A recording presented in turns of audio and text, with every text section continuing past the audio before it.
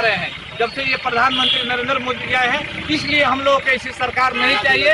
नरेंद्र मोदी जैसे जो जब भी चुनाव आती है वो जवानों के लाश पर राजनीति करते हैं, उनके सेंटीमेंट से खेलते हैं, देश के सेंटीमेंट के लाश पर राजनीति करना बंद करो, नरेंद्र मोदी हाय हाय, नरेंद्र मोदी हाय हाय, नरेंद्र मोदी हाय हाय। लद्दाख की गलवान घाटी में भारत और चीन के बीच हिंसक झड़प में भारत के 20 सैनिक शहीद हो गए, जिसका कारण भारत में प्रधानमंत्री मोदी के खिलाफ विपक्षी पार्टियों द्वारा कई प्रकार के बयान जारी किया गया। आज जन अधिकार पार्टी के बैनर तले कैंडल मार्च किया गया, जहां भारत सरकार को सैनिकों की शहादत का दोषी करार दिया गया।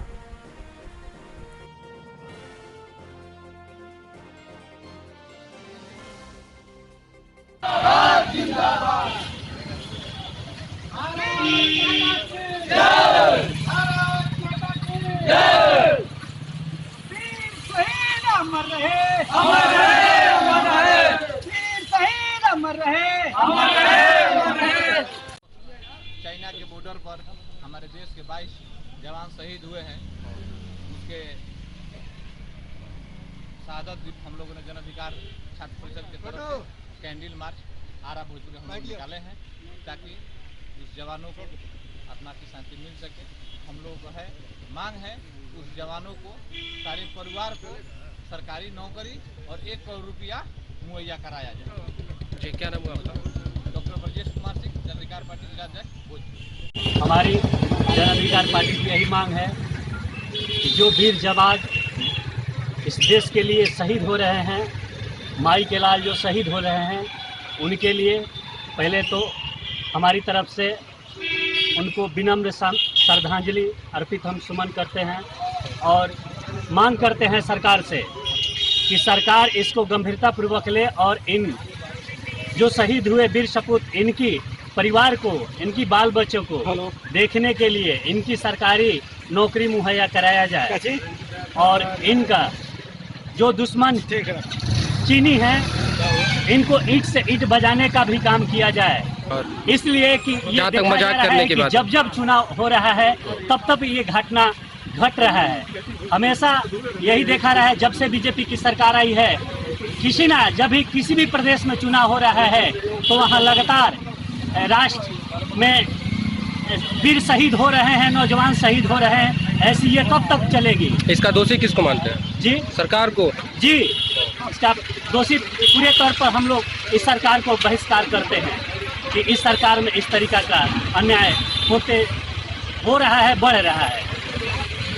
रघुपति यादव, जन अधिकार पार्टी युवा अध्यक्ष भोजपुर। इस तरह से हमारे देश के 20 जवान शहीद हुए हैं, भोजपुर जिला के जो जवान शहीद हुए हैं उनको हम नम्र श्रद्धांजलि देते हैं। उनकी आत्मा के शांति के लिए आज यह कैंडल मार्च हम निकाले हैं। सवाल है कि जिस तरह से यह सरकार जब जब चुनाव आता है तब तब सेना के शहादत होता है, तब तक इस सेना के लाश पर राजनीति होता है। यह जो नेपाल है वह भी हिंदुस्तान को आंख दिखाने लगा है। यही जो प्रधानमंत्री थे जब मनमोहन सिंह की सरकार में कह रहे थे यदि एक सेना का कोई सीट काट के लाएगा तो हम नहीं उस देश के सेना के सीट काट के लाएंगे। मैं पूछना चाहता हूँ, आज तक आप कितने दूसरे देश के जो भी हमारे देश के सेना को शहादत हुए उनके बदले में कितने सेना को आपने सीट काट के लाया? यह सवाल है कि बार बार यह सरकार सेना के लाश पर, देश के गरीब शोषित दलित के लाश पर राजनीति करती है। यह कतई सही नहीं है। मैं इस सरकार को तमाम जनता से आगाह करना चाहता हूँ कि आप इस तनशाही सरकार को उखाड़ फेंकिए।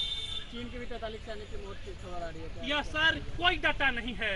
यह लोगों को सांत्वना देने के लिए इस तरह की बात कर रहे हैं, लेकिन जो 20 ठो सैनिक की बात आ रही है वह भी सही नहीं है। शायद हमारे जो सूत्र बता रहे हैं वह 50 ठो सैनिक इस देश के मारे गए हैं। उसके बाद पप्पू यादव ने ऐलान किया है कि जितने भी देश के सैनिक मरे हैं उन्हें पप्पू यादव अपने फंड से 1 लाख रुपया देगा।